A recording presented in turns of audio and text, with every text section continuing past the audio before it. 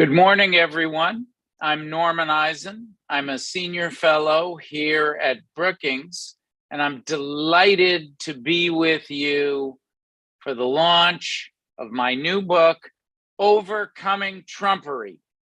Today, each of my expert co-authors, 7 of whom you will meet, will address different aspects of Trump's style of governance in depth, the effects that had on our nation and on American democracy when he was in office, and the continuing impacts it is having today as others learn from and adapt that style of governance, and what appropriate responses to it are. I want to thank the Brookings Institution, our president, John Allen, the head of the Governance Studies Department, where I work and where this book was written and edited, Daryl West, and all of the co-authors of the volume, our wonderful publisher, Bill Finan at the Brookings Press, and all of those who helped us put together today's seminar. When I went back over everything in the book, all of the chapters to prepare for our book launch today is the official publication date, and for this webinar, I have to admit that even I was shocked by the full extent of the harm to American governance that was done during the Trump administration, and that is continuing, because as you'll hear today, Trump may be out of office, but Trumpery is very much alive and spreading throughout our nation. It's important to capture that for posterity, contrary to the popular view of former President Trump making ad hoc, chaotic, reflexive reactions. There actually was a coherent, if corrupt, philosophy that emerged from his 4 years in office. Initially, when my co-authors and I were working on the book, we were calling it Trumpism. But then my brilliant English professor wife came up with an even more fitting term, Trumpery. And if we can have the slide, please. Here is the Oxford English Dictionary on the meaning of the term Trumpery.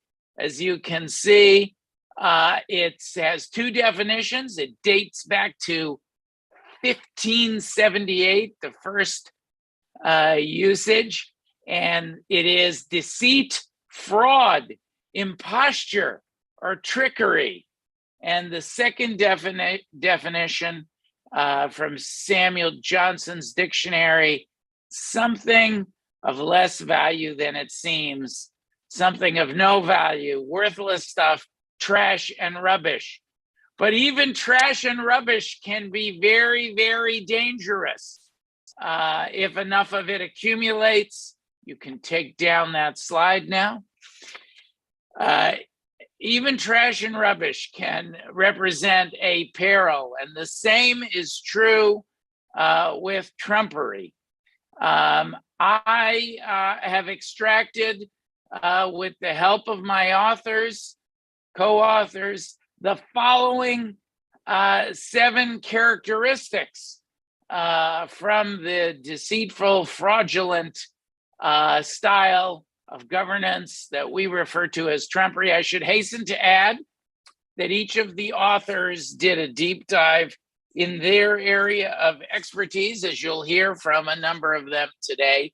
And then I extracted the analysis of these 7 characteristics that you see on the screen before you. I alone am responsible, and some of my co-authors may or may not necessarily agree with all of the characteristics of Trumpery. We'll discuss that on the panel today. It's a signal characteristic, disdain for ethics. We saw that from the very beginning of the Trump administration.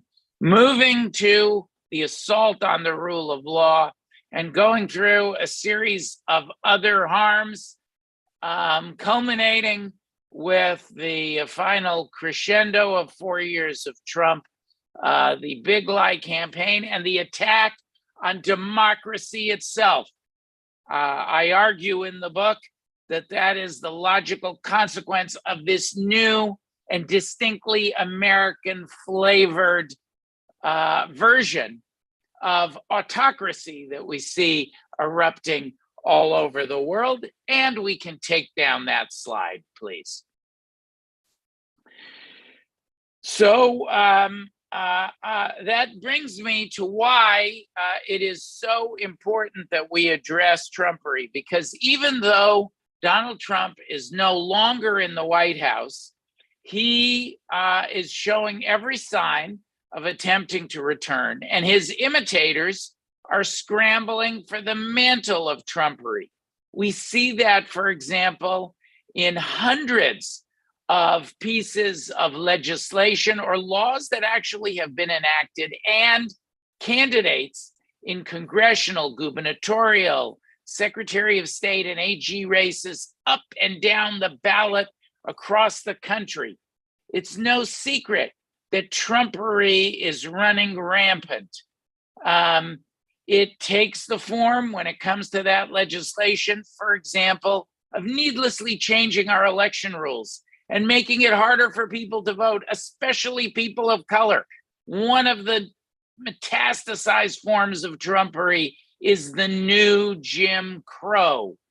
And then, of course, there's the continuation of the big lie campaign with Trump and many others, such as Dr. Oz and running for Senate in Pennsylvania, Herschel Walker running for Senate in Georgia, David Perdue seeking the governorship in that state, Kari Lake seeking office as governor in Arizona, and on, almost 100 candidates from coast to coast. Complementing these hundreds of Trumpery bills, we have the Trumpery tickets on the ballot from coast to coast. And that is a clear and present danger represented by Trumpery going strong. Of course, one solution would have been a comprehensive package of federal reforms addressing the needed fixes to elections, to voting rights protections, and to our democracy. And our book, Overcoming Trumpery, talks at length and preserves for posterity what those federal fixes should be. And I'm confident we're going to come back to them. But alas, not in this Congress. For the most part, we'll talk about a couple exceptions. Comprehensive legislation did not work. That should not lead you to believe that there's no hope for pushing back on Trumpery. On the contrary, you'll hear today on our two panels about Trumpery and its discontents, one focused on the state level and one on the federal level. There is still ample hope. There are still remedies for Trumpery across the country. But don't just take my word for it. Before we get to our panels, I had a chat with Senator Raphael Warnock, the senator from the state of Georgia, about his views about the federal battle in which he was so engaged for many of the reforms we write about the book, and where we go from here. We thought we would kick things off by playing an excerpt for you. Here we go.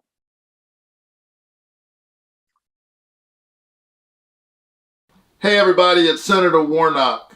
Thank you so very much for the privilege of being with you today. I want to take a moment just to talk to you about the pressing issue of our time, one of the central moral issues of our time, and that is the state of our democracy. Our country is under threat by rampant voter suppression And it's happening all across the nation, from the north to the south, the east, and the west. And especially we know a little bit about voter suppression here in the state of Georgia. And those of us who still believe in democracy have to take up this fight. We have to push on and against these tactics and make sure that every voice and every vote is heard. I still believe that democracy is the political enactment of a spiritual idea. Democracy, it is this idea, this notion that all of us have within us a spark of the divine. And so we ought to have a voice in determining the direction of our country and our destiny within it.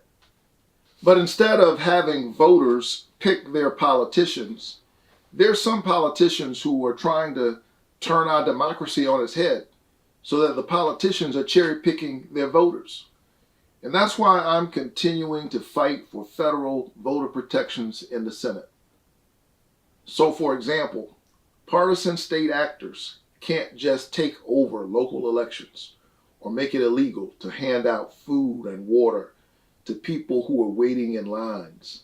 Lines often made long by their actions.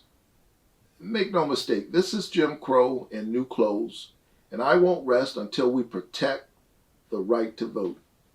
In 2020 and in the last year alone, Georgians turned out in record numbers. The voters made their voices heard, and because of their support, the people of Georgia did an amazing thing. They sent their first African American senator and their first Jewish senator to the halls of the U.S. Senate in one fell swoop. Our voices can make the difference. Our voices are integral to our democracy. And so while I'm fighting in the Senate to ensure that we protect the vote and preserve the sanctity of our democracy, there are also grassroots folks on the ground who are doing the same. Thank God for them and their work. They are registering voters, fighting unjust voter suppression laws, and making sure folks know their rights when they're at the polls. Without their tireless efforts, we wouldn't be able to make our push towards justice. But I'm hopeful because the people continue to persevere. The people of Georgia and all across our country are saying that this is our democracy and we can't let the politicians have it. So let me leave you with this. Time and time again, in difficult moments, it's been the people, just ordinary people, coming together to fight for progress. I believe strongly in this. Dr. King used to say that the moral arc of the universe is long, but it bends toward justice. The history of our democracy, the history of our country proves that it is the people who have to bend that arc. So above all else, keep fighting and keep the faith and keep looking up. Together, we will win.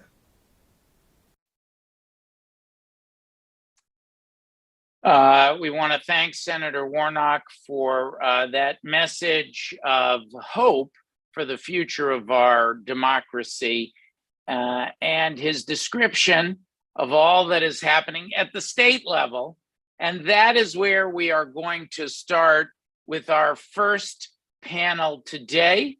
So I'll invite our panelists for the first panel to turn on their cameras now and join us here on the Zoom stage. Wonderful. And you can unmute also, friends, just so you don't forget to do that later. Let me introduce first, to address the issues that Senator Warnock touched upon. Where do we go given the failure of comprehensive federal reform?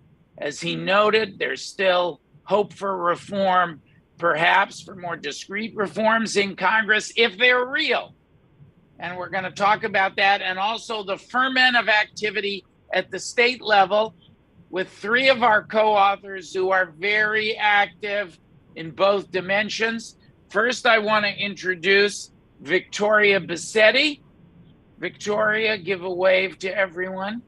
One of my oldest friends, and Victoria and I have worked on these issues together in various forms for 30 years. She's currently a fellow at the Brennan Center for Justice and a senior advisor to the States United Democracy Center, which I co-founded with former GOP Governor Christie Todd Whitman, and which I co-chair with Governor Whitman.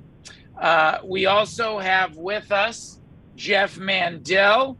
Jeff, say hello to everyone. Jeff is the founder, president, and lead counsel of Law Forward, a nonprofit law firm focusing on advancing and protecting democracy in Wisconsin, also one of our co-authors in Overcoming Trumpery. Let's see. There we are, Overcoming Trumpery, our new book, which we're launching today. And then I also want to introduce our third co-author, the third member of the panel, and that's Mel Barnes. Mel is also associated with Law Forward, where she is a staff counsel and works with Jeff on just what you heard from Senator Warnock, that ferment of efforts to overcome Trumpery in the states, which is going to be the focus of our first panel. Welcome, everyone. And Victoria, I'm going to begin with you, if I may. Your chapter addresses the question of a critical question of, we saw the 7 sins, 7 deadly sins of Trumpery on the slide. And above all, it is an assault on our democracy. Your chapter touches on one of the, perhaps the most lethal form of that assault, voter suppression, blocking the underlying act of individuals that gives democracy its legitimacy, voting. In particular, the openly race-based hostility that we see in these hundreds of bills and candidates from coast to coast, or candidates from coast to coast. Will you please launch us by describing the situation in the states today with this form of electoral trumpery? And folks, everyone who's watching, there are almost 700 of you, please start your questions coming. Many of you sent them already. Think about your questions. We're going to come to the audience for questions after we do a couple rounds with the panel members. Vic, what does electoral trumpery look like in the states today? So electoral trumpery is a sort of a pincer movement right now. It basically attacks 2 important strands of the way we run our elections. The first is voters themselves, and that's driven by the myth of voter fraud. And the second thing that it attacks is the very administration of elections. And that's driven by the kind of myth of the deep state or sinister forces that are attempting to seize power from a preferred candidate. And that means it's a pincer movement of suppression and subversion. And in the book, we have an opportunity to discuss both of those movements. The subversion is nothing new in American history. And today, the Brennan Center this year released a report that indicated that by February, there were 250 bills that have the sort of the tint of voter subversion. These are bills that make it incredibly difficult for people to vote, in many cases for absolutely baseless reasons. And many of them, as you mentioned, Norm, are tinged with racism and hostility to voters from particular socioeconomic classes. They range from things like increased or making it more difficult for people to get mail-in ballots, decreasing the number of hours that people are able to vote, increasing the use of signature match, which is a kind of a notoriously inaccurate technique for assuring a person's identity. The second prong of this is what we call voter subversion or sabotage. And that's literally efforts to overtake and rework the way we count ballots and announce winners. It's an attack on the professionalism and expertise of independent election administrators. That's everything from requiring For example, there are several states that now seem to hate machines so much that they want to require that every ballot be hand counted, or it's efforts by state legislatures to essentially take over local professional election administrators and have the legislature itself have the power to declare who a winner is or to require unprofessional or partisan audits. Unfortunately, that movement, as with the voter suppression movement, is gaining steam this year, and some reports are coming out that indicate literally hundreds of bills that are suppressive or sabotage-like are emerging. Thank you, Vic. Mel and Jeff, what's the perspective from Wisconsin? You wrote about the voting rights crisis in your chapter in Overcoming Trumpery as well. And you litigate that, and you're engaged in that work every day in Wisconsin, to some extent nationally, but with a focus at Law Forward on Wisconsin. What are you seeing in your home state? Jeff, Mel, take it away. Mel, you first.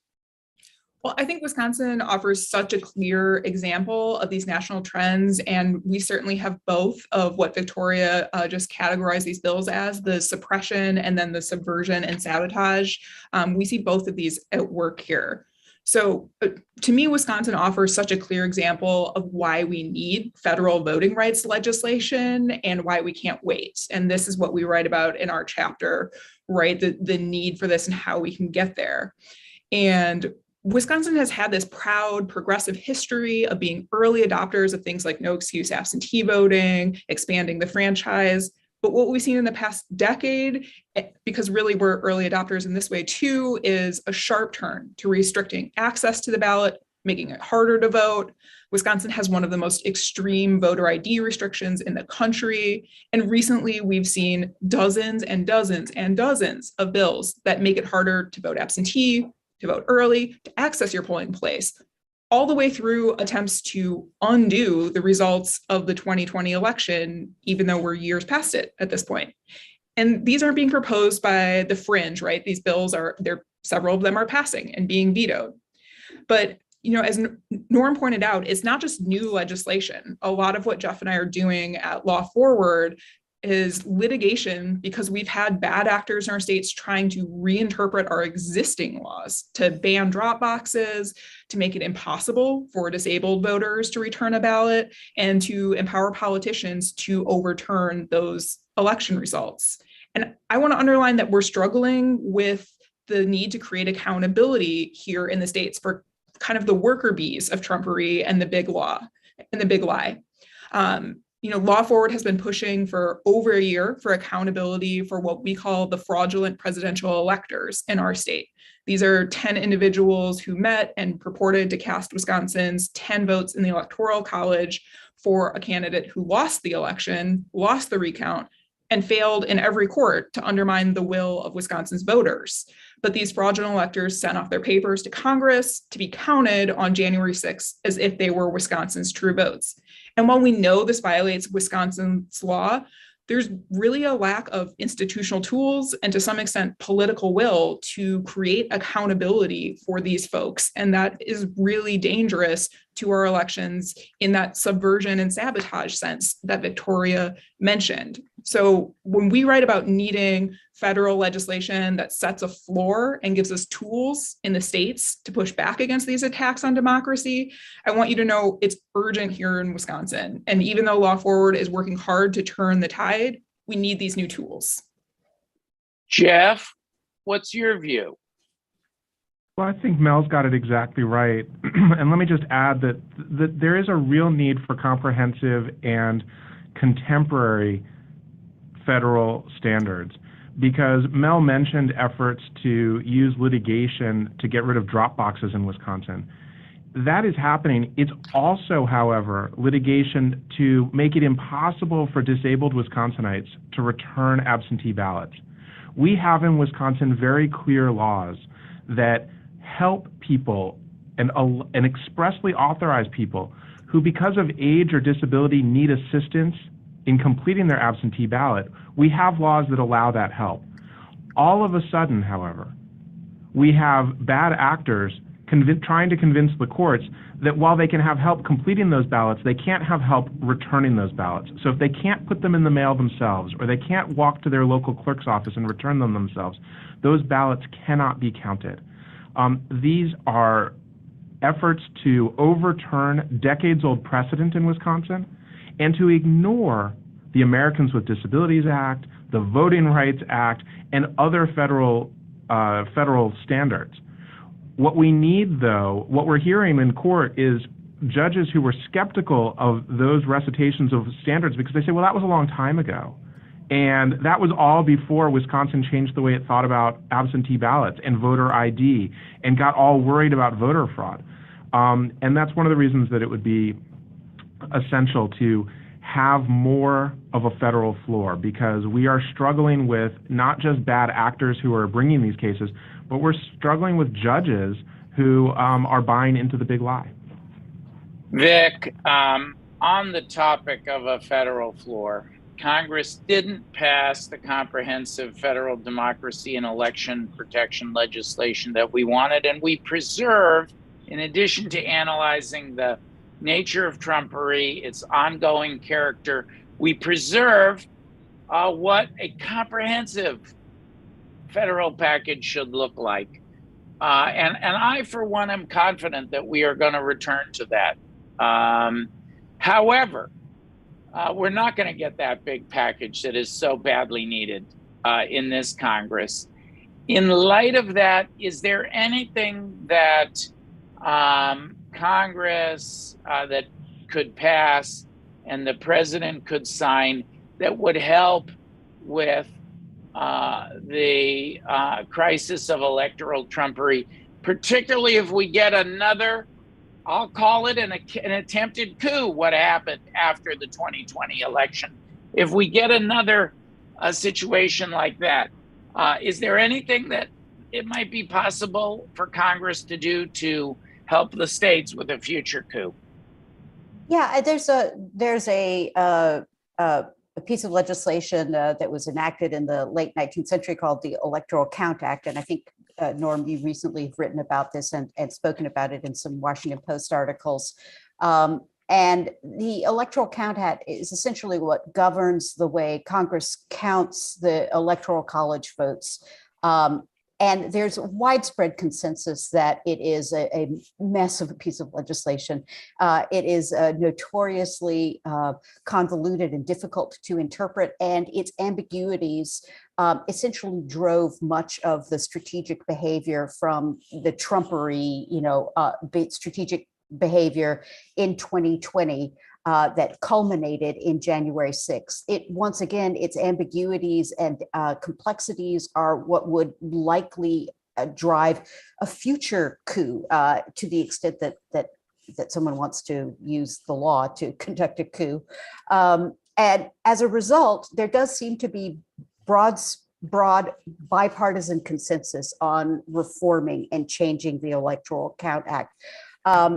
What is interesting is that there's also a movement to attach to the Electoral Count Act a few additional provisions that people believe would help our democracy overall. After all, the Electoral Count Act only comes into play once every 4 years and only applies to one election. There are a lot of other things that need to be fixed.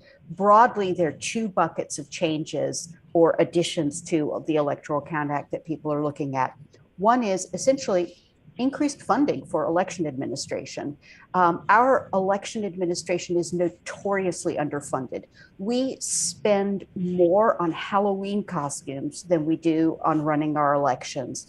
And as a result, the ability of local election administrators to run safe and secure elections is always on a shoestring budget. They do magnificently with it.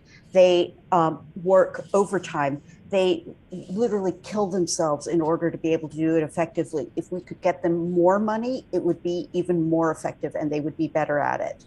In addition, there are a string of proposals that there also seems to be bipartisan consensus on. Everything from requiring post-election risk limiting audits, requiring that paper ballots be used, imposing increased criminal penalties on intimidation of election officials, I think we probably don't have time to go into it, but the wave of violence and threats against local election administrators that's been set off over the course of the last 2 years is really terrifying for the future of our democracy.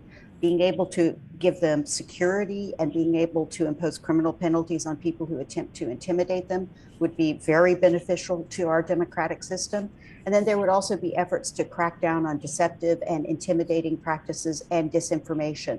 There is an increasing movement to attempt to do that, even as the larger kind of omnibus election legislation seems to have failed, at least for the foreseeable future.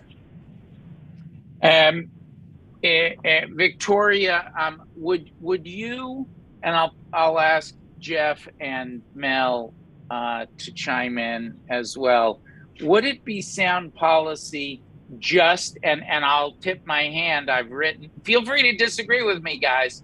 I've written in the post that ECA reform by itself, without the kinds of powerful additional policy solutions that constitute ECA plus, would not be sufficient, would just be a Band-Aid on the problem.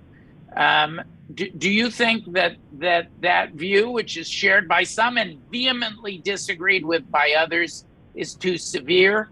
Jeff, what do you think? No, I think that's exactly right, Norm. I mean, ECA reform would, as Vic says, it would deal with one election that we have every 4 years. But it wouldn't deal with all of the myriad other really important elections, partisan and nonpartisan, that we face. And it wouldn't solve all of the suppression problems. It would address subversion with respect to the presidential election. But we really need a three-prong approach. We need to clarify the Electoral Count Act. But more importantly, we need accountability for those who try to exploit its ambiguities, as Mel talked about.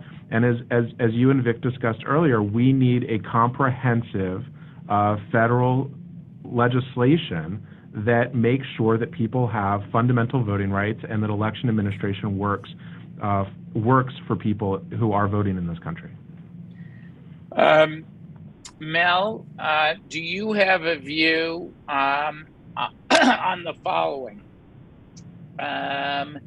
Since we wrote our chapter, and the chapter that you, Jeff, and I worked on together, it's one of the ones that I co-authored, talked about the need for filibuster reform. We didn't get filibuster reform, Mel.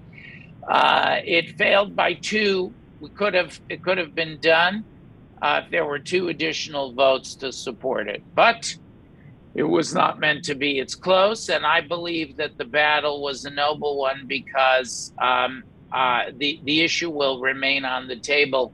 And we're seeing this also with the Supreme Court. Some of the structural obstacles that have been erected are leading to undemocratic outcomes that were never envisioned by the founders and the framers of the country.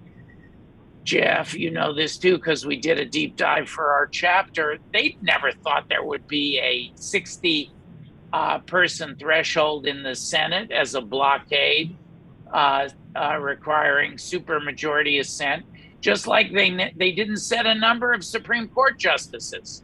And now we have, because of breakages in the democratic process, we have a Supreme Court that has become completely alienated. We're going to talk about that in our questions. Friends, remember to put your questions, share your questions with us.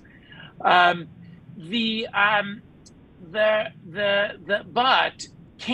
if you got a really meaningful ECA plus package together, that and where the plus factors intruded on electoral trumpery, so you really took a bite out of this terrible Jim Crow campaign and more. It targets voters of color, but it hits every voter with such naked partisanship around the country. Do you think you could get a meaningful bill through Congress?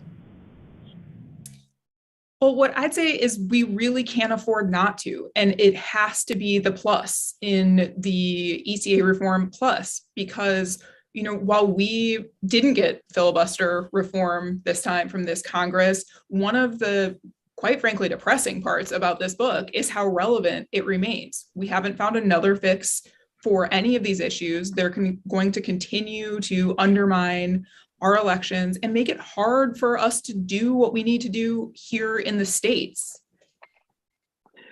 And friends, I'm going to start doing the questions momentarily.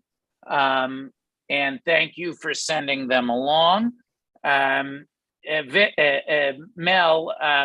I wanted to start with that excerpt of my conversation with Senator Warnock, precisely because the reaction of some to the crisis and the failure on the federal level is depression.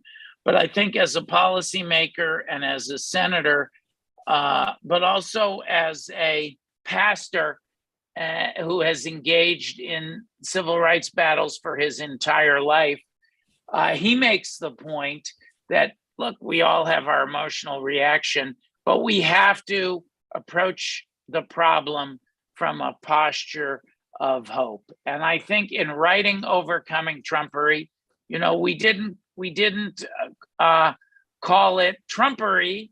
We called the book Overcoming Trumpery because we wanted solutions on a going forward basis.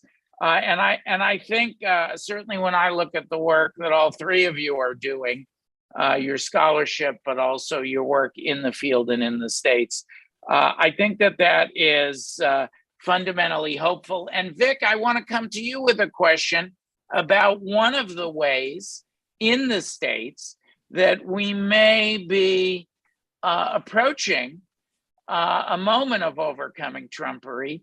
And that is this. We'll go to the state of Georgia again. It's very central this cycle, but in a different way. So much is going on there. You have the apostles of Trumpery, David Perdue. You have those who refused to kowtow, to bow down to Trumpery, like Governor Kemp, Secretary of State Raffensperger. Herschel Walker, who is running for Senate and who is pushing Trumpery, some would say even taking it to new heights, striking similarities between Trump and Walker. All of those names I've described within one political party, so you can see the battle over Trumpery. But you also have one of our nation's most talented and fierce district attorneys, DA Fani Willis, in Fulton County, Georgia, in Atlanta, who has embarked upon an investigation of Trumpery, the assault on democracy, centering on former President Trump's recorded. Vic, and all our panelists, Mel, Jeff, we have a recording of Trump saying, whatever he may have believed, saying to Secretary of State Raffensperger, a member of his own party, can he just, quote, find 11,780 votes? This is on tape. One more vote than Biden secured in the state. Seemingly a alleged call for voter fraud. And in the United States of America, you can't, no matter if Trump genuinely believed, and I think the evidence is to the contrary, strongly to the contrary, but even if he genuinely believed he was the victim of election fraud, you can't go out and commit another election fraud as a form of self-help any more than if your family is in the victim of murder. You can't go out and take justice into your own hands. So I think that's very powerful evidence, and we've written about that at Brookings with a report on substantial likelihood of prosecution. Is that, before we go to the audience questions, let me ask Vic, but all of you, is there hope for prosecution in the state of Georgia as a cure for Trumpery? Vic, let's start with you. Well, Fani Willis does indeed appear to have taken this extraordinarily seriously, convening an investigative grand jury, hiring some people who are extraordinarily good at investigating and prosecuting these types of crimes. And on top of it, obviously, as you mentioned, Norm, we've got taped evidence of Trump saying things that under, kind of a certain set of, if you look at from a certain perspective, might constitute election fraud. I would add that in addition to asking Secretary Raffensperger to find a certain number of votes, he not so subtly threatened Raffensperger with consequences if he didn't find them. But these sorts of cases are incredibly difficult to make, and they are very complicated. They very rarely succeed. I think we're on the bubble, and we're going to find out shortly what is, I think, nevertheless, an incredibly good sign, regardless whether or not Fani Willis indicts and regardless whether or not Trump is ultimately convicted, is that it has been thoroughly investigated and with meaning and with real purpose. A lot of other Trumpery crimes haven't. And that's been the big problem. So Fani Willis has maybe blazed a path in terms of taking it seriously, which is very important. All right, we're gonna go to Mel, Jeff, you each get a word. I'm gonna put it to you. Is Donald Trump and Trumpery going to be prosecuted? This paramount act of Trumpery just find 11,780 votes. Subtext, whether they exist or not. One more than I need to win. Is this paramount act of Trumpery gonna be prosecuted, Jeff? Yes or no? What's your best guess in Georgia? My best guess is no, and I would suggest we need more. Even if it is, we need accountability all the way down. Having accountability only at the top does not really help ameliorate the problem. Okay, you're wrong. It is going to be prosecuted. Just my best guess. Mel, if I'm right, and Jeff, your colleague, no pressure, Mel, your colleague is wrong.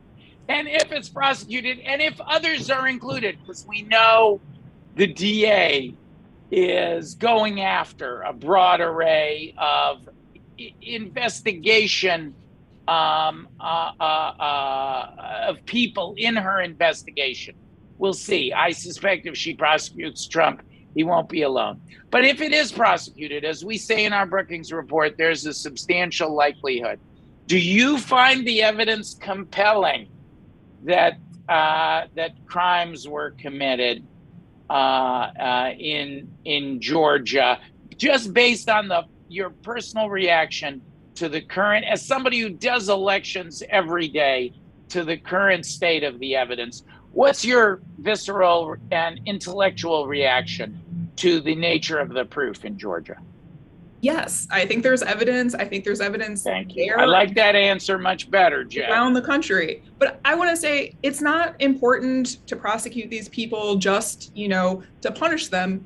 We're going to see this continue to happen in Georgia and around the country if we don't lay down a marker and set some accountability. So this is forward looking, and that's why I think it's important that the answer is yes. All right, so we'll see. I want to make clear right now it's just allegations.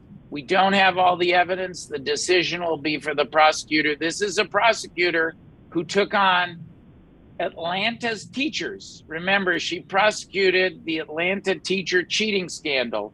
I think if she's tough enough, Trumpery got a pass in New York when Manhattan DA Alvin Bragg, despite his prosecutors telling him there was proof beyond a reasonable doubt, he chose not to prosecute that. Great puzzle to observers. We at Brookings have written about that.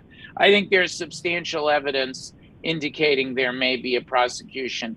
I appreciate Brother Jeff. It wouldn't be a very good panel if we just agreed with each other all the time. And speaking of vigorous but cordial disagreement, I now have some tough questions from our viewers. We're going to do a few minutes of questions to close out this very stimulating panel in which in which our three panelists, if you see me swiveling around, it's because I'm juggling questions that are pouring in on all of my devices for us.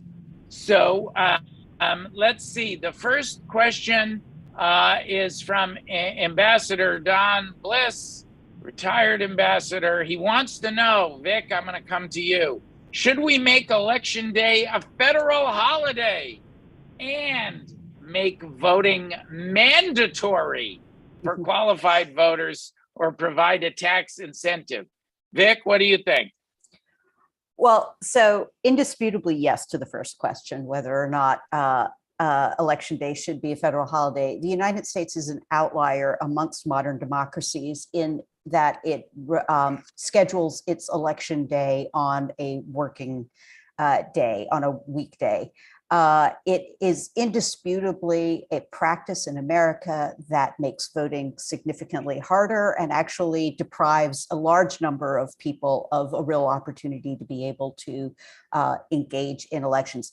That being said, of course, many states have adopted a variety of practices that help kind of ameliorate the problem. They've increased the ability of people to use mail-in voting. They've adopted early voting and weekend voting.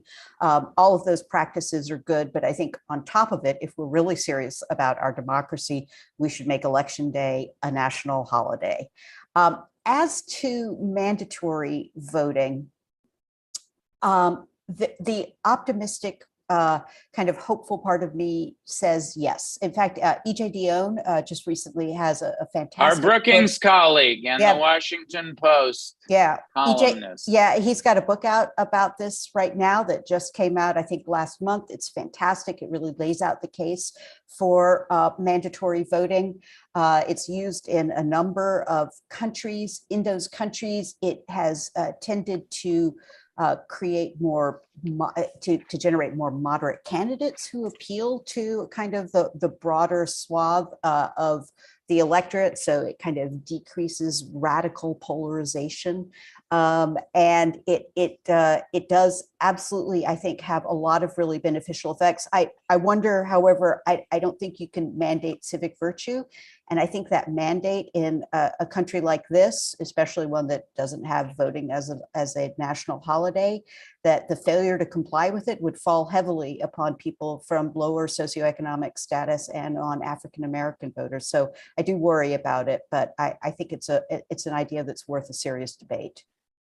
Jeff, Diane Robertson says, North Carolina is Wisconsin's southern cousin on voter suppression, gerrymandering with the history of Jim Crow always in the background. She agrees that Trumpery, the dangerous metastasized form, it may have even gotten more dangerous after Trump left office, poses an existential threat, but there are historical antecedents that are bigger than one person. And she asks about what the grassroots can do. And I'll take some liberties with her question. You're working every day, for example, with issues of poll workers and poll watchers. What about grassroots engagement? And you heard this from Senator Warnock, placing his faith in people. What is the role of ordinary citizens, for example, in volunteering to be election workers? And do we need to have a civics education campaign or other form of campaigns to lift them up? And then I'll come to Mel with our last question on this panel. Jeff? We absolutely need civics education. We need that engagement. So listening to Vic talk about whether voting should be mandatory, I think when we make democracy meaningful, here in Wisconsin, we have very high participation rates. Historically, Wisconsin and Minnesota are the places where the highest numbers of people vote. And I think that it's also because we have very close elections for the most part. When you show people that this stuff matters, they engage.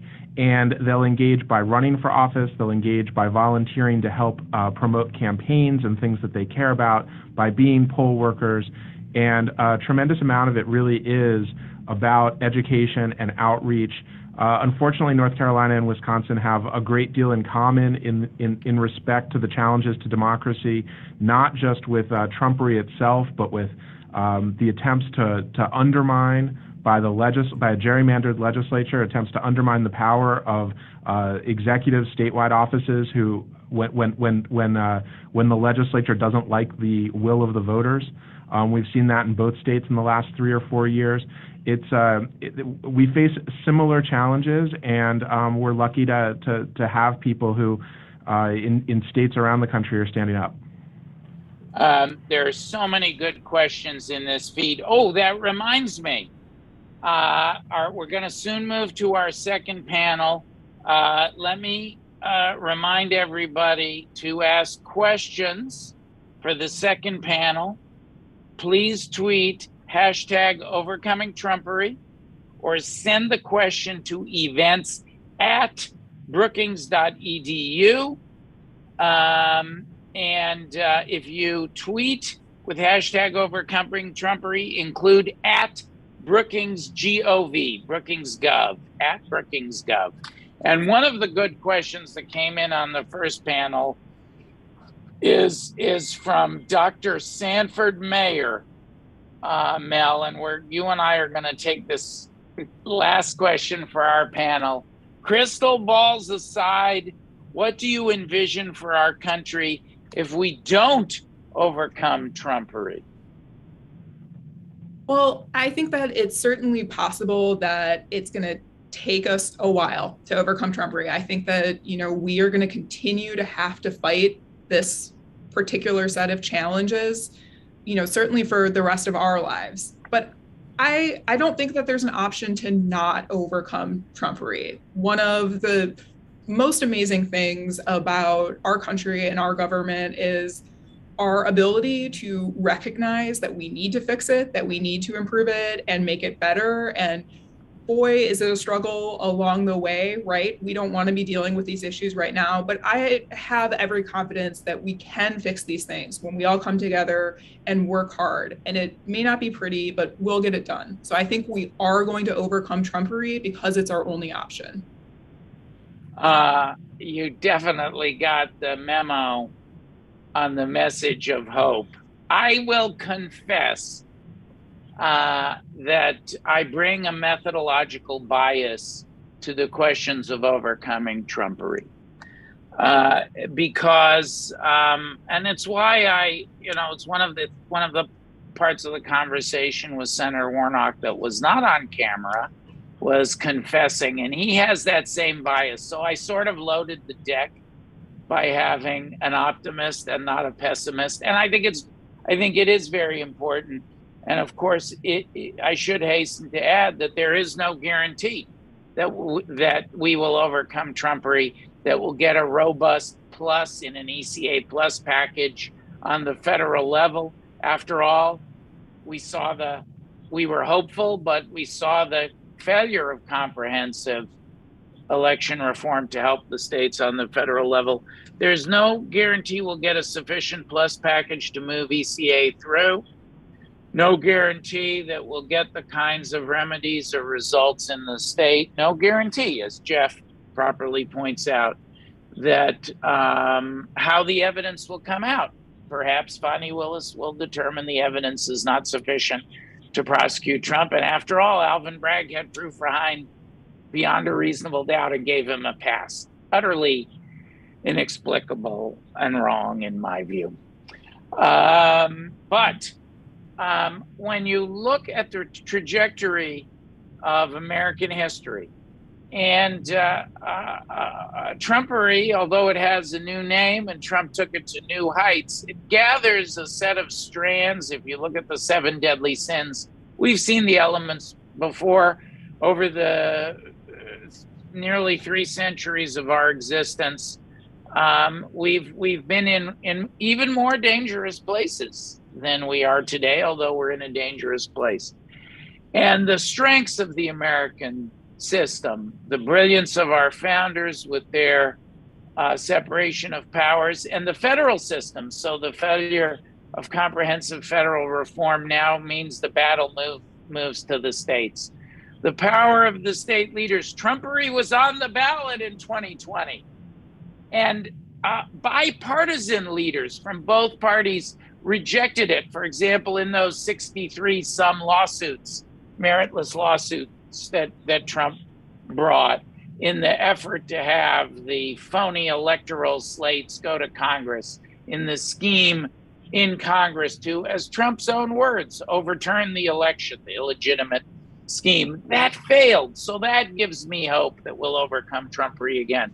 But above all, where we ended with the American people, that they will be wiser as they were in the great referendum on democracy that was on the ballot in 2020, that the American people, irrespective of party, have the wisdom to see through Trumpery for what it is and to defend the American project rather than embracing this new Trump-flavored version of autocracy. So I think the antidotes are there, and it remains to be seen whether at the state level they'll emerge or not. With that, I'm going to thank Victoria, Mel, Jeff for their contributions to the book Overcoming Trumpery. You can order your copy by clicking through at the Brookings webpage for this event. Click on Overcoming Trumpery. You'll find your way to a list of links to be able to order the book in hard copy or electronically to assess the state of play, whether or not we will overcome Trumpery. But I remain optimistic, although the question is up in the air, and I'm going to be looking very closely at that special grand jury because I think prosecution is an excellent remedy for Trumpery. If justified by the facts and the law, of course, it will send a message to the heirs, the legatees of Trumpery, that you can't practice this dangerous form, these 7 deadly sins, without consequences. However, we shall see. With that, we're going to move to our second panel, where we're going to take a look at Trumpery at the national level, including a deeper dive into how this dangerous ideology, this comprehensive, coherent philosophy developed in the first place, how it metastasized. With that, I'm going to invite our panelists for the second panel to join us. And Joe, Walt, turn on your cameras. Ginny, here, come on up on the Zoom stage. I see you all popping up. Walt, I don't think I've seen you in a necktie. It probably, since you came to Brookings to in one of the first acts of Overcoming Trumpery, I'm going to, long before we even knew there was such a thing as Trumpery. Maybe I'll tell that story. Let me now introduce our distinguished second panel to address the federal and the global impacts of Trumpery. They're all co-authors or authors of chapters in our book, Overcoming Trumpery.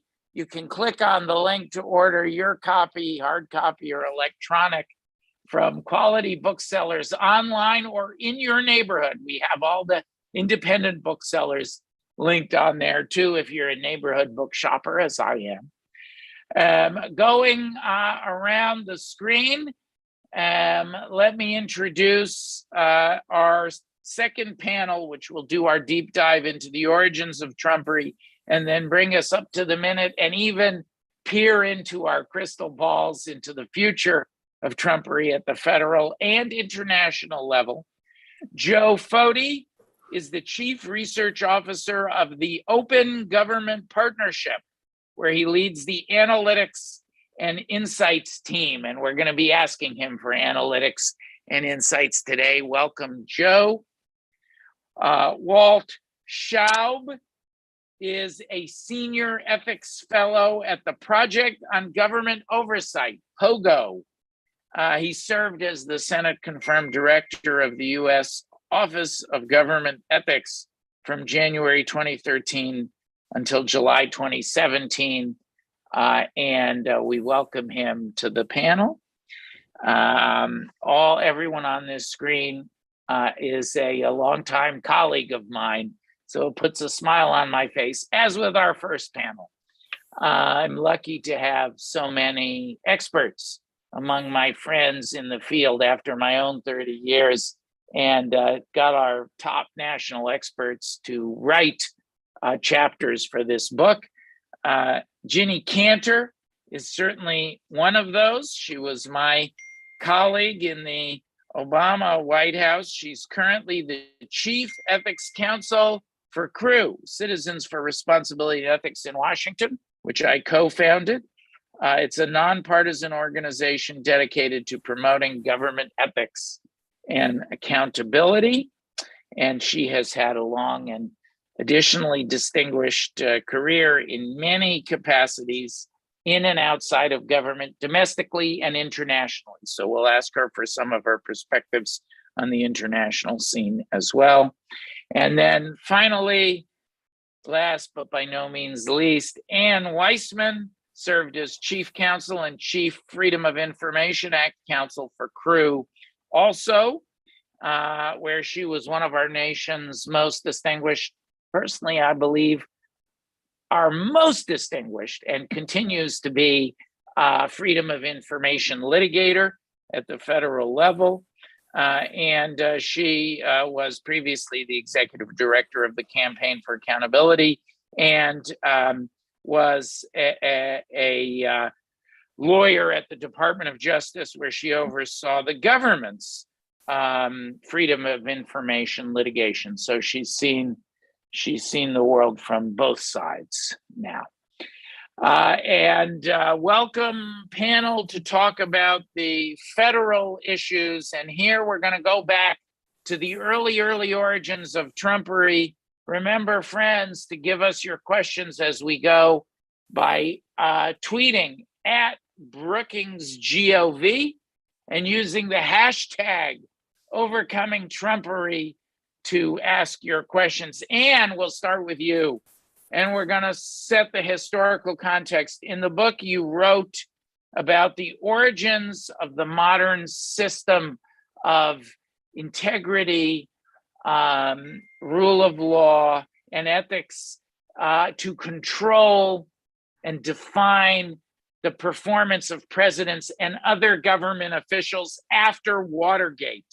Will you describe briefly for us the Watergate system that was in place when Trump took office and that Trumpery challenged, reacted, and pushed on?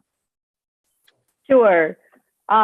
Post-Watergate, we went through a period, which was a real inflection point in our history. We went through a period of analysis trying to figure out why did the excesses of Watergate happen, what can be done to prevent them on the legislative front, internally within the executive branch. And the outgrowth of that analysis was a whole system of laws, norms, and policies that until Trump seemed to work fairly well. For example, that's the period that enacted the Federal Election Campaign Act, which recognized the sort of corrosive effect of money in politics, and so imposed dollar limitations on contributions by individuals and political action committees, set us up a system for funding our elections. This was the time that also produced the Ethics in Government Act, which established, among other things, a series of disclosure requirements for federal employees in order to address issues of either real or perceived conflicts of interest. It established the Office of the Special Counsel. We have the Inspector General's Act, which was enacted in 1979, a mechanism for the executive branch to, patrol, evaluate the conduct of each agency within itself.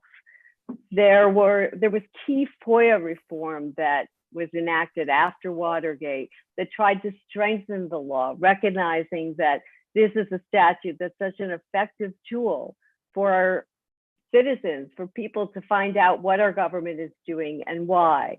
The Government in Sunshine Act was passed This was, among other things, mandated open meetings. To many people's surprise, President Nixon tried to take his papers with him, and Congress realized there was no law that prohibited that. So they passed a law that applied to just his papers, and that eventually became the Presidential Records Act, which established that a president's records belong to the people, and a president has an obligation to create and preserve them. There was the Civil Service Reform Act, which was enacted in part to offer a series of protections for federal employees. There were norms that were set up. The norm that presidents followed of either putting their assets into blind trust or transferring them, again, to avoid the appearance even of conflicts of interest. And there were internal policies. The Department of Justice, post-Watergate, imposed a series of reforms that reinforced the rule of law and that set up protocols for communications between the Justice Department and the White House, which is so critical to ensure the integrity and the autonomy of the Department of Justice. So we had what looked like a very robust system in place, this modern system of integrity that, sure, there were chinks and there were issues that came up, but for decades, I think it really did hold until Trump. And that's really where our book comes in as a starting point, because just as post-Watergate, there was a lot of reflection and analysis to figure out what went wrong and what can we do to fix it. That was really our purpose in coming together with this book, to look as well, why did this huge package of reforms, why did it not work? The Watergate package worked until it didn't. And Yep. now we're gonna turn to some of the places where it broke down. And the inspiration, it's the first in our subtitle, How to Restore Ethics, the Rule of Law and Democracy. Really the inspiration for the book, and the very first, leading indicator of what would ultimately emerge as this integrated, corrupt philosophy of Trumpery were the ethics breakdowns. And to reflect on that a little bit and how they characterize really all 7 of the deadly sins can be contained in the ethics violations that my friends Ginny and Walt write about. And I didn't think of it when I was preparing, but it just sprang to mind when I was doing introductions today. The very first, Ginny, Walt, and I shared the advent of Trumpery because we talked at the time after the campaign. This is what an optimist I am, guys. I actually helped the Trump transition develop an ethics plan. I was a volunteer advisor talking to the Trump, both transitions, the Trump and the Hillary before the election, and then continued engaging with the Trump transition. But then we saw the first moment. I'm going to take us back to the birth of Trumpery. I'm going to go a little bit out of order. I'm going to come to Walt for this, then Ginny. Walt and the 3 of us talked about this at the time, the hope that Trump would divest his properties and make disclosures, as all previous presidents had done, had gotten rid of their conflicting properties. But instead, Trump had an infamous press conference. And this is the moment that I date the beginning of the philosophy that 4 years later we would call Trumpery. He had that infamous press conference with the stacks of documents in which he said he's going to keep his properties. The law does not require him to get rid of those. And Walt, I remember you came to Brookings that day. And even though you were in the United States government, you spoke out at Brookings. Later that day, just a couple hours, we invited you. And a couple hours afterwards, Trump was about to be your boss. And you spoke out against the ethics. What was the problem with Donald Trump keeping his properties? And why did you choose to speak out? I guess I'll start with you. Why did you choose to speak out against your future boss, who was about to take office, on one of the most important things to him when you were the head of the Office of Government Ethics? What a shock that must have been. It made headlines when you said, and what did you say here at Brookings, Walt? Yeah, it was definitely not a fun day. I'll say that for sure. I would rather have been almost anywhere else, but there, as much as I like getting to see you. And the real problem was that it all flows down from the top. You know, Anne talked about the reforms in the 1978 aftermath of Watergate, and they did, you know, strike a balance. They didn't create as strong a system as they could have, but they created a system that worked pretty well as long as the president backed it.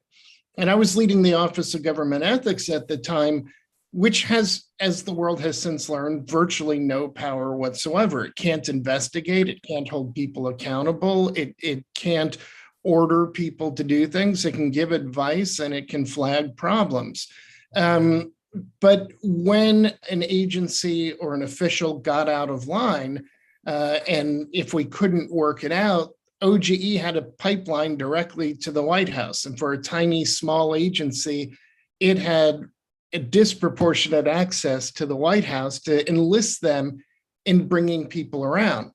But if the president is corrupt, and if he has his own conflicts of interest, you immediately lose the only hammer you have for forcing people to be ethical, and everything falls apart from there. So I felt that I had sworn an oath to uphold the Constitution, and I had accepted a position to carry out the mission of an ethics program in the executive branch. And this posed an existential threat. The ethics program, such as it was going to die. And what blowback did you get?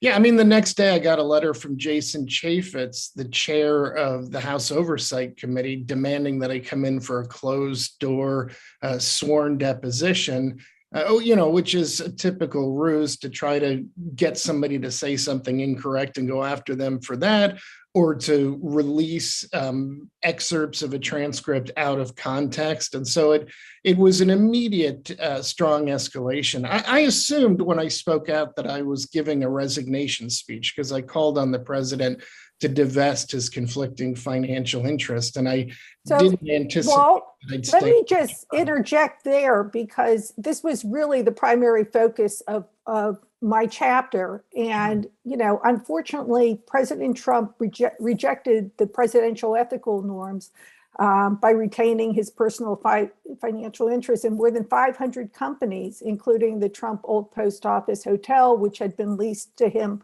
by the federal government. And he kept those interests after joining the government. And unlike each of his modern predecessors, which you and I and Norm well know, who divested their financial holdings, usually by reinvesting the proceeds in diversified mutual funds or treasuries, or creating a qualified blind trust. Unfortunately, President Trump's, what he deemed a trust or a blind trust was no blind trust at all. And I remember well you saying that. And so as a result, he was plagued from the outset with conflicts of interest and constitutional violations. And that actually, the most notable violation was involved the Foreign and Domestic Emoluments Clause, which led CREW, my organization, the one that both Norman and Walt and Ann were all formerly a part of, to bring a lawsuit on behalf of the Maryland and DC Attorney Generals, where we actually received a favorable outcome in the US District Court, and then it went through various appeals. But that Foreign Emoluments Clause basically prohibits every government official, not just the president, but the GS9, sitting at the IRS and at DOD, from accepting any gift, title, or really anything of value from a foreign government.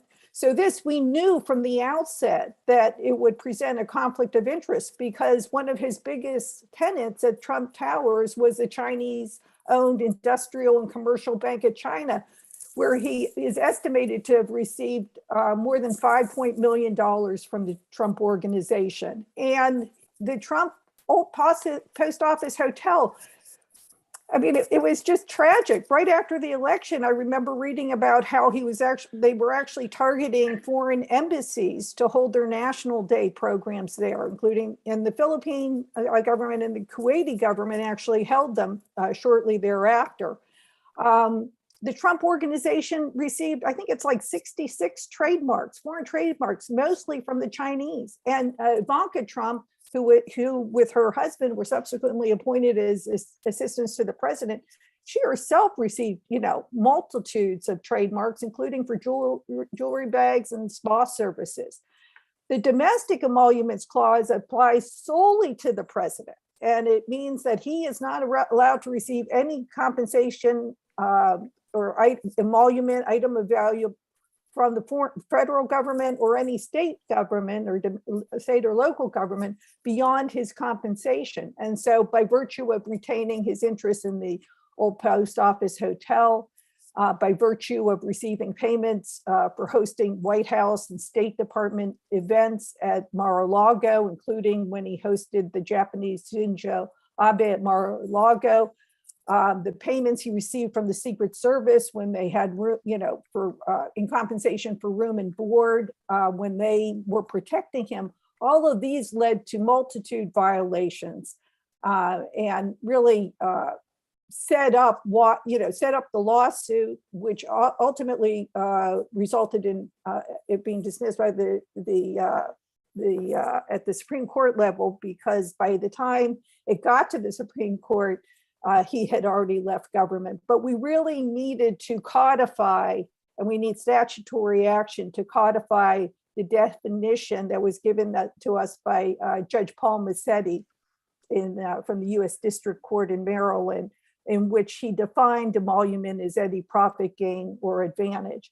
We also need to bar the president and the vice president statutorily from being allowed to enter into or benefit from, regardless of when they were awarded the contract, but from any contract grant or lease. And we need to make them divest all of their financial holdings, including by making them subject to the criminal conflict of interest law. And I see Norm trying to— Yes, Jenny, I'm just texting with everyone. It's like an ethics dinner party, and we can't wait to trade our ideas. You talked about the international impacts, Ginny, of the emoluments, and you and I wrote at the time, and of course, Walt, from that moment of that press conference and beyond, Anne was active on this. Joe, you work in the Open Government Partnership, so you are seeing how the rest of the world observes what's going on in the United States. Just in your personal capacity, what were the impressions? And we're going to talk, and Joe wrote a chapter with me on some of the international effects of Trumpery and how we can address them right up to the present day. For example, with the Biden Democracy Summit that already had its first convening to try to rebuild.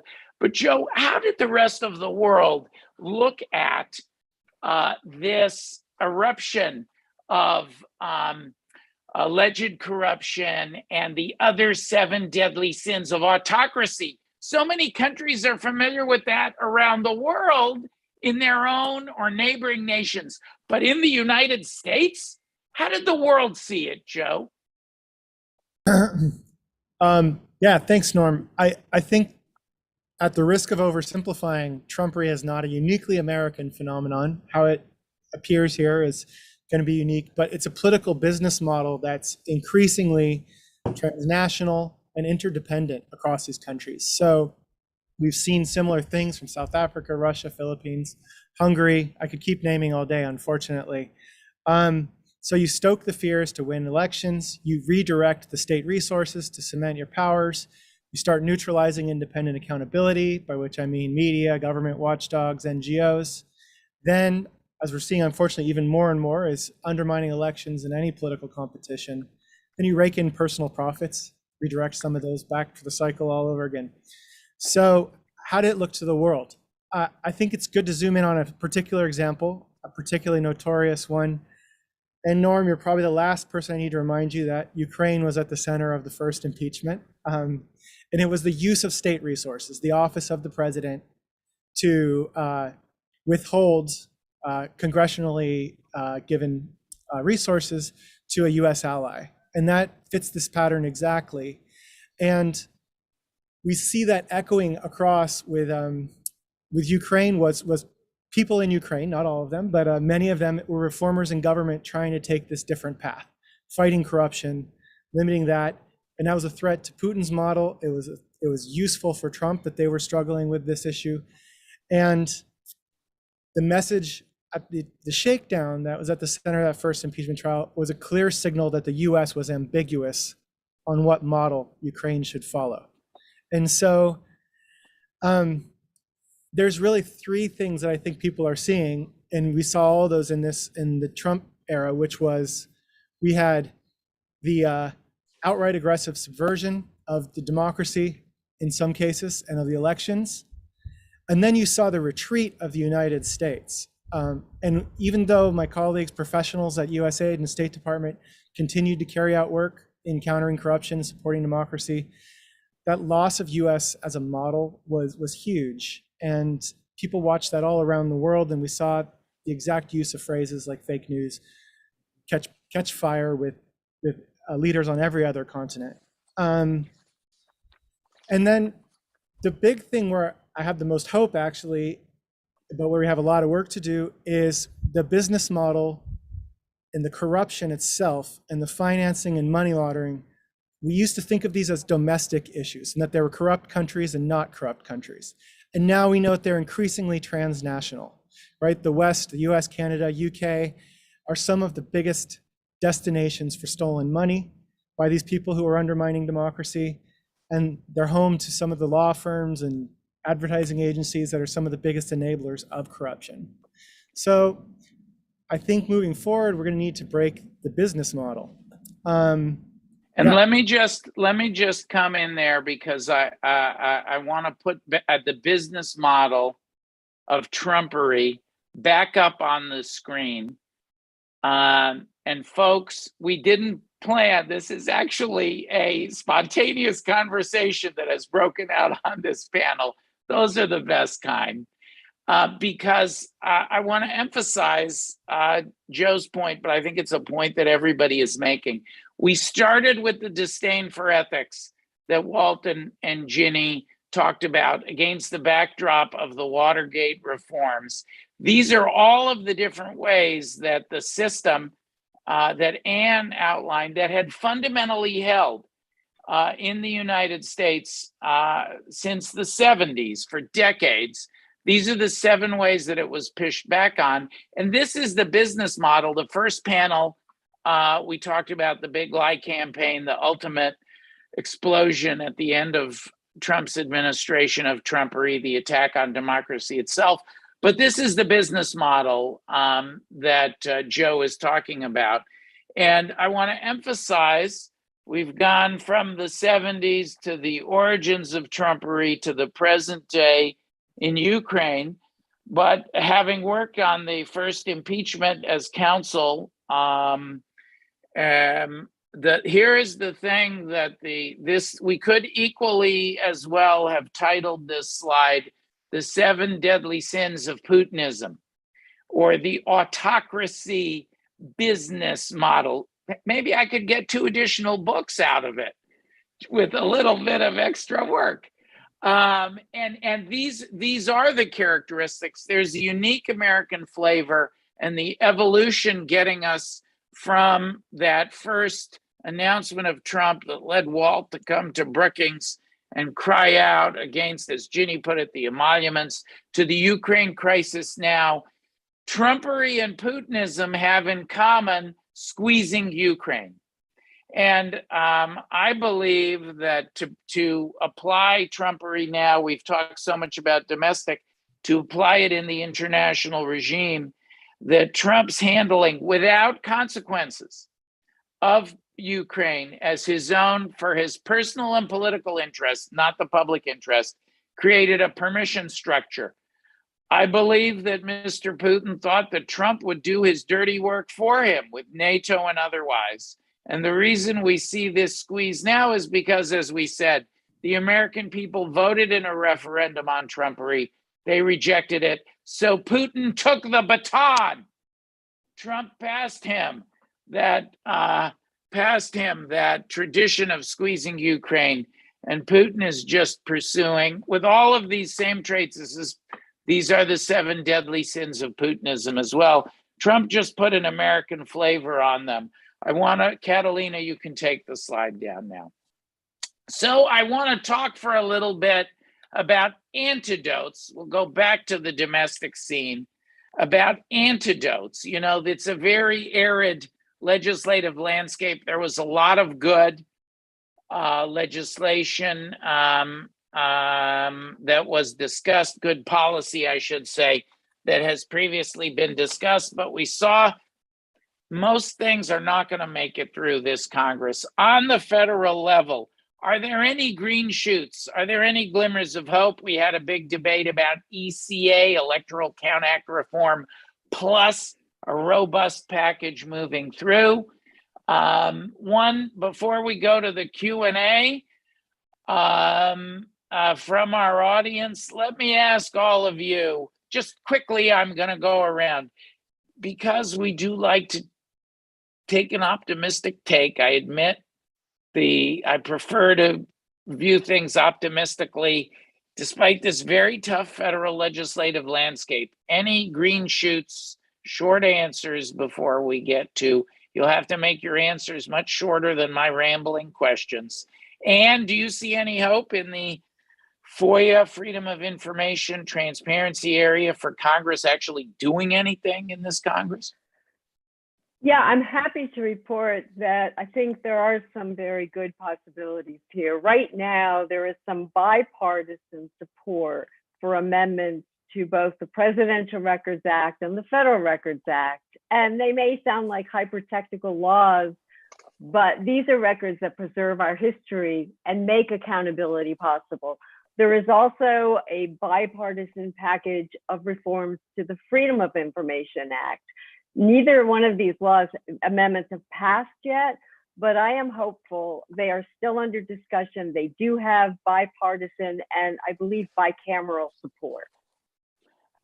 Walt, there's been so much ferment. You write in your chapter about the need for Supreme Court reform. The Trumpery was like, it had negative aspects, but it also reminded us all of the centrality of that regulatory structure that Anne spoke about and its gaps. Is there anything going on in the judicial space that you think might stimulate at least a conversation of some of the regulations that you wrote about for judges in your chapter? Yeah, I don't think the big reforms we want are happening anytime soon, but I think there is one reform in each of the 3 branches that could potentially happen. I think particularly in light of the events of the past couple of weeks, for a variety of reasons, the Supreme Court could, and I don't think this is probable, but could revisit the idea of some kind of conduct code. I think the Congress could wind up passing some sort of congressional trading rule, which might make members of Congress a little less tolerant of presidents having conflicts of interest if they have to be inconvenienced themselves too. And I think in the executive branch, there is real possibility for increasing transparency by posting political appointees' ethics records online so that the public can monitor it. And even in the Trump administration, he didn't roll back the number of things that were already posted on the Office of Government Ethics website. So I think if we move forward with transparency in terms of ethics records now, that may carry into another administration. All right, and Joe, just quickly, I'm going to move to the viewer questions now. Ginny will come to you for some of those initial viewer questions. Joe, what are any signs of hope on the international front for overcoming Trumpery? I think there's actually a considerable bright lights here, and that's I'll just highlight the National Defense Authorization Act, which actually passed at the end of the Trump administration with a veto-proof supermajority. And that required companies and federal contractors to disclose who their actual owners are in this case. And that's a huge step forward that people have been waiting for the US to do, so the US can step back into a leadership role. Veto-proof repudiation of Trumpery by the Congress. Anything else? Well, the Summit for Democracy is in its year of implementation. We will wait to see what that delivers, but the US has some pretty good commitments under there, expanding geographic targeting orders on real estate transactions, all these sketchy deals. And then they have, of course, their open government partnership action plan this year, which is a chance to take things even farther, I hope. Stay tuned, friends. Joe and our organizations are hoping to do something more in this space. So stay tuned for more in that regard, pushing forward. Okay, we are now going to go to the viewer questions. We're going to do a speed round because we're getting to the end of our allotted time. It's been such a rich conversation. Ginny, a question that puts a smile on my face. Norms are just norms. Norms will be norms, or better stated, expectations. We've seen under Trumpery how vulnerable norms are if they're just that. Why not turn them into law? Short answer, Ginny, why not? There's no reason why we shouldn't. We just need we need to get the legislation through. There's there's a legislation up there that would prohibit contracts with federal, by the federal government with presidents, that would codify the emoluments clause, that would require divestiture of financial interests and disclosure of tax returns. There should be bipartisan support. This is an important issue regardless of whatever party you might be affiliated with. And you can read much more about those policy solutions in Ginny's chapter and Walt's on ethics issues in Overcoming Trumpery. Amy Sherman of PolitiFact asks Walt, Democrats generally are not running on voting rights in the midterms. You certainly are addressing them in your Twitter feed. Is it a mistake for Democrats not to be running on voting rights in the midterms? You're on mute, Walt.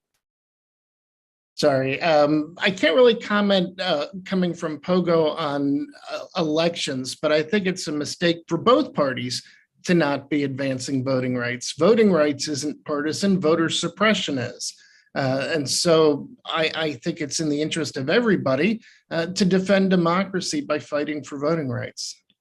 We're not on here in a partisan fashion, just as analysts, but analytically, democracy should be front and center. And actually, if you look at polling, democracy is often a top 5 issue in the fate of our democracy. There was a big Pew poll on the relative ranking of the issues. So it is, in my view, important that be litigated, just as Trumpery was on the ballot in 2020, and time permitting, I'll tweet out that poll, which had democracy and the fate of our democracy after the panel. I believe it was a Pew poll. We'll double check. Stephen Buckley asks for the last question. Nope. I'm gonna combine his and Alex Howard, our friend Alex Howard, a great champion of transparency. I'm gonna combine their questions, and I'm gonna put this one to Joe, and I'll answer it as well before we bid everyone adieu. In the United States, is Trumpery a form of ethno-religious nationalism, as in Hungary, Does it have a political dimension as we see in Europe? And what does history teach us? We could write a book about this alone, Joe. What does history teach us about the risks and the threats? Yeah, not being a historian. And did we blow it? And did the Obama administration blow it in not identifying this as an adequate problem and trend over its 8 years? I mean, I think I'll try to be quick, but I think the Open Government Partnership was started in 2012, but it saw the under Obama. Right, under Obama, and we saw the writing on the wall, right? And it was a way of talking about democracy without using the D word. And increasingly, you have to use the D word because the threats are now moving beyond just corruption to other things. And that gets me to, I'm not really qualified to talk about ethno-nationalism or how you stop that or whether it's bad. But what you have seen is the EU cut off the funding for Hungary because it's undermining the rule of law. And I don't think I'm in a position to judge cultures or this type of thing, but I think we can stop financing people who are not, who are fighting against our democracies. One stream of funds cut off to Hungary, not everything. Not all of them. One stream, yeah, but that is an important message. I will say that I had the privilege of helping to gestate, to develop the Open Government Partnership together with Samantha Power, Cass Sunstein, and many others, my friend Jeremy, professor at Stanford, many others in the Obama administration. We launched this precisely because of the vision led by President Obama, the centrality, the need to keep the wellsprings. The opposite of the 7 deadly sins of Trumpery are the 7 virtues of democracy, running from allegiance to ethics through fealty to the rule of law, and ultimately supporting, instead of attacking democracy, our last sin, supporting democracy at home and, as we've heard, interconnectedly abroad. That's why so many initiatives like the Open Government Partnership were driven by the Obama administration. Thank goodness we have them in place. We'd be in even more trouble without that work, but the threat has metastasized. The seeds were there long before Trump took office, before Obama took office, but they were perfected into a philosophy of Trumpery in the Trump administration. We've written in Overcoming Trumpery, again, click on the link to order your copy. We've written in Overcoming Trumpery about the nature of that dangerous and corrupt philosophy, its 7 aspects, how it was born and bred in the Trump administration, perfected, I should say, in the Trump administration as a coherent ideology, but then pushed forward beyond that administration. It remains a danger. But as you've heard today, there are so many ways, so many policies which will allow overcoming Trumpery. I want to thank my panelists on this panel and on the first panel for their contributions today, for their contributions to the book. I want to thank the other authors of the book for doing so. And above all, I want to thank Brookings for hosting us and all of you for participating in this very vibrant discussion of overcoming Trumpery. Thank you, everyone. Look forward to seeing you again soon.